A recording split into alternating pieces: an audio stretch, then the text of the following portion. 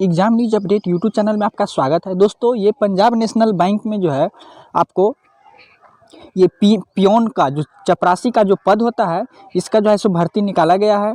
तो मैं आपको ये पूरी जानकारी बताऊंगा, ये पूरा प्रोसेस मैं आप स्टेप बाय स्टेप भी बताऊंगा जो कैसे ये फॉर्म फिलअप करना है।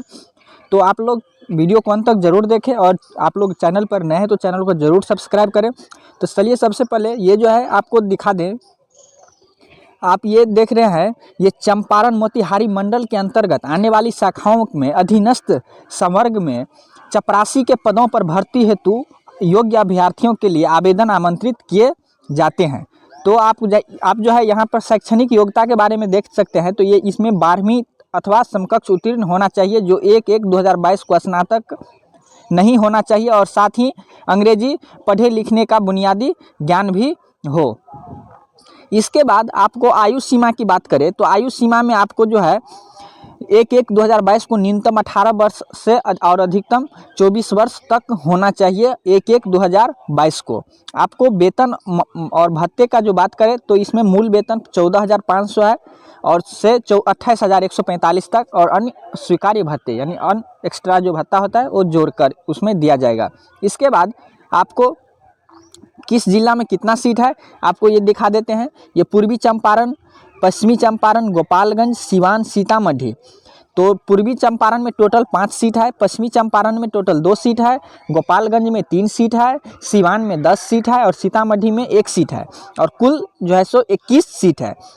तो आपको जो है सो कौन कौन से इसमें डॉक्यूमेंट लगेगा ये आपको पूरा लिस्ट दिया गया है। उम्मीदवार को जिस जिले के रिक्त पदों के लिए आवेदन करना है उस जिले का स्थायी निवासी होना अनिवार्य है। क्या कह रहा है, यानी जिस जिले में आपको ये नौकरी करना है उसी जिला में आपका जैसे निवास होना चाहिए। अदर जिला वाले स्टूडेंट इसमें अप्लाई नहीं कर सकते हैं।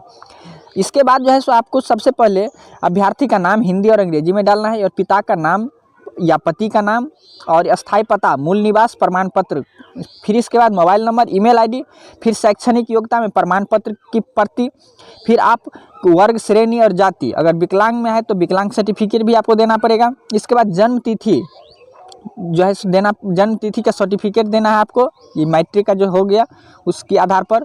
आपको सेवानिवृत्त पुस्तिका के प्रति अथवा अंतिम वेतन प्रमाण पत्र की संकलन ये भी करना है, और पैन कार्ड की संख्या डालना है, और पिछली सेवा की विवरणी यदि कोई हो तो ये डालना है। इसके बाद आपको पासपोर्ट साइज फ़ोटो चिपका देना है, फिर रोजगार कार्यालय का पंजीकरण क्रमांक इसमें भी डालना है।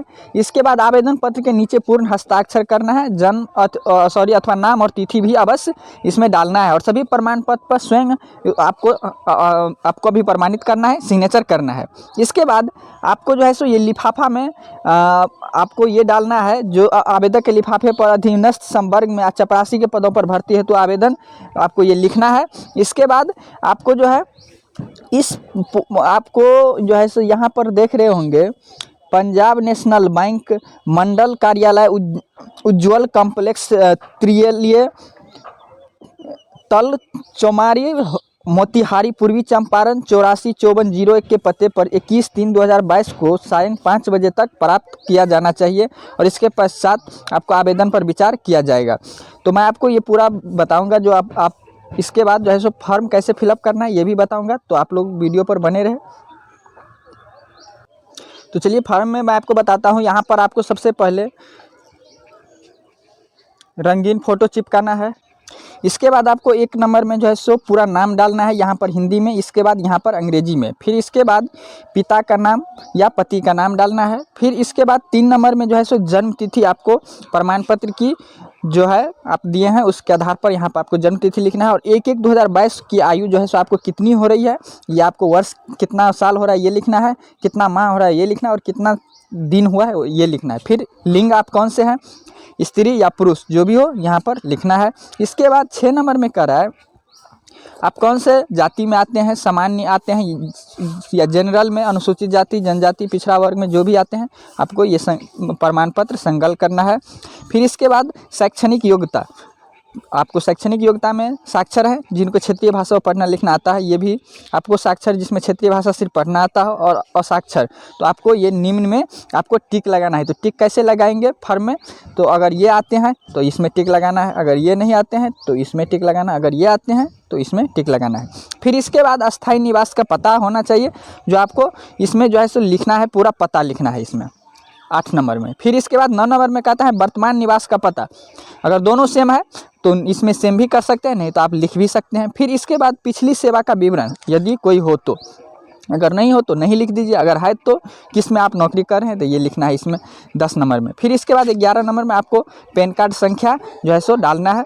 फिर इसके बाद आपको घोषणा करना है, क्या, जो मैं यह घोषणा करता हूँ कि इस आवेदन में पत्र में दिए गए सभी सूचनाएँ सत्य है, और अगर मेरे द्वारा कोई अगर जो है सो कोई छुपाया गया है तो मैं इसके चयन प्रक्रिया में निरस्त कर दिया जाएगा। और ये घोषणा करके आपको यहाँ पर हस्ताक्षर करना है, नाम लिखना है और मोबाइल नंबर लिखना है।